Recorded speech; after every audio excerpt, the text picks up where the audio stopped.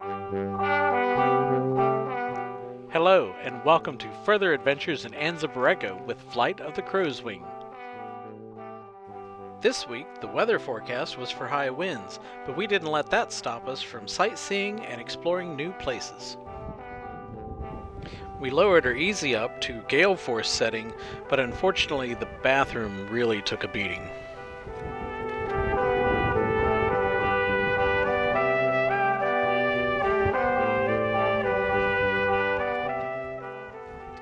While checking maps on the Gaia app, Beth found a place called the Fish Trap Archaeological Site. The parking pull-off was literally littered with litter, but it was the only place to park. Hike description said we had to climb up the scree, so we climbed halfway up the mountainside to get past the private property. This is how high up we are.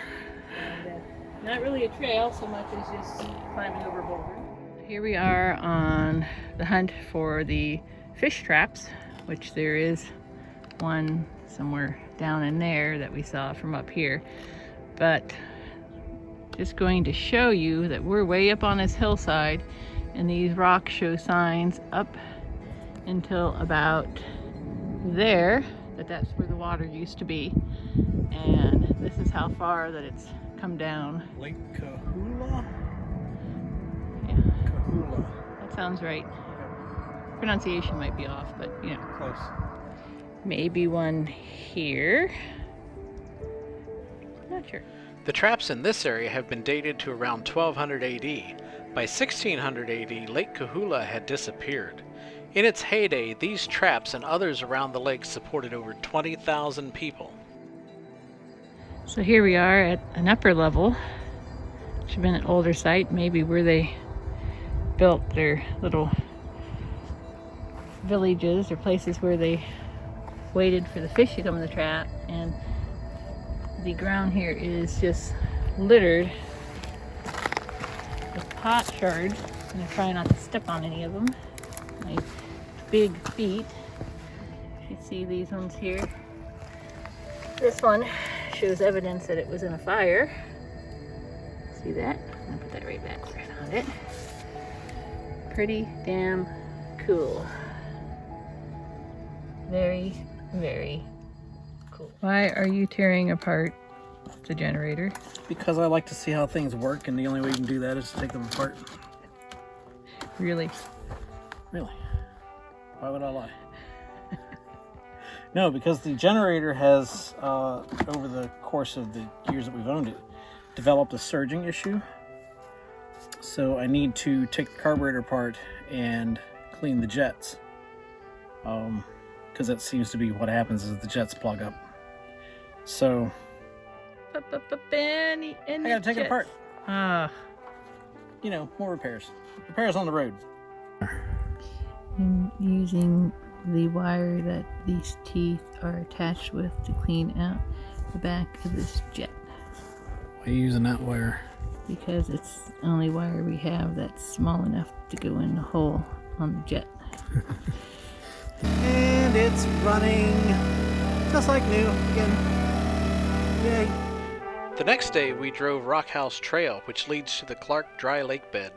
It looks desolate, but underneath the crusty surface is a population of spadefoot toads and 3 species of brine shrimp. Sea monkeys.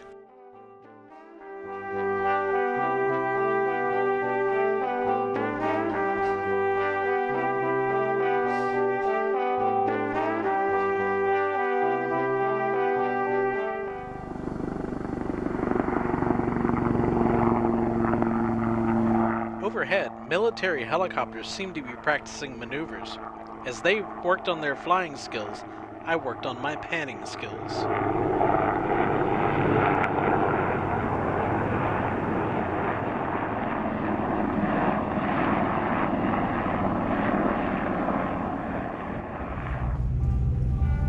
Where are you taking me? I'm not really sure, but I'm sure there's going to be Birds and things. She wound up taking me to the Culp Valley Cultural Preserve. This verdant valley was home to a large Kahula village and later settled by the Paroli family. They built a homestead here but had to leave after overgrazing the valley with their cattle. The meadowlarks were singing sweetly, but we could not get a picture of them. Beth swears she saw a bird that looked like a black cardinal. No swearing about it, I did, and when I find my bird book, I'm going to identify them.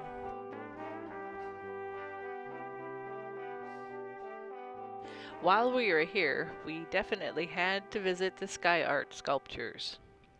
These sculptures were made by Ricardo Briquetta, and there are over 130 of them scattered throughout the area around Borrego Springs.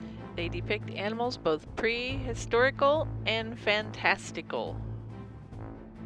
Here James makes friends with a gomphothere. This one wasn't so friendly.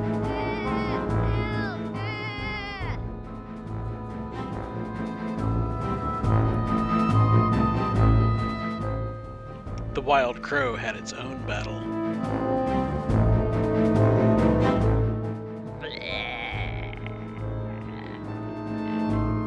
The ground sloth.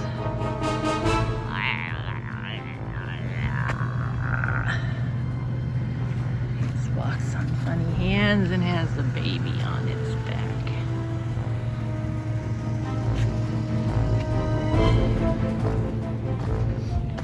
That's what his hair's like.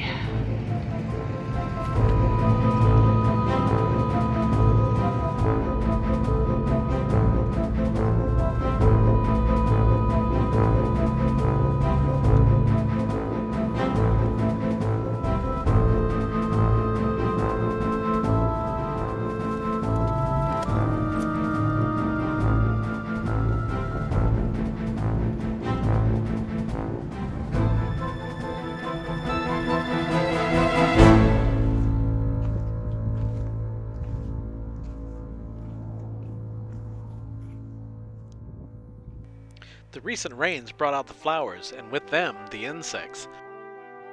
This little guy has pollen on his legs! For us, there were pot stickers to celebrate the Chinese New Year. Where are we going? We're going to see the dinosaurs. Dinosaurs? Dinosaurs. What's this one got? This one's got a nest. See? She's got eggs. Eggs is for the dinosaur. I like eggs.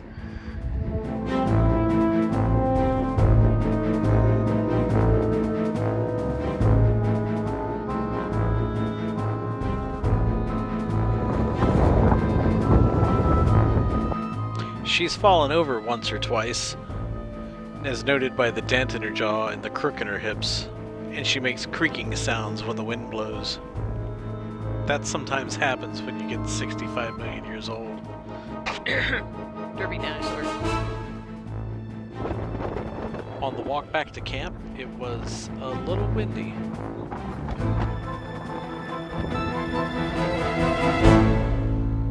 Once back at camp, we rewarded ourselves with a local hard cider. And after a long nap, a nice cup of hot tea.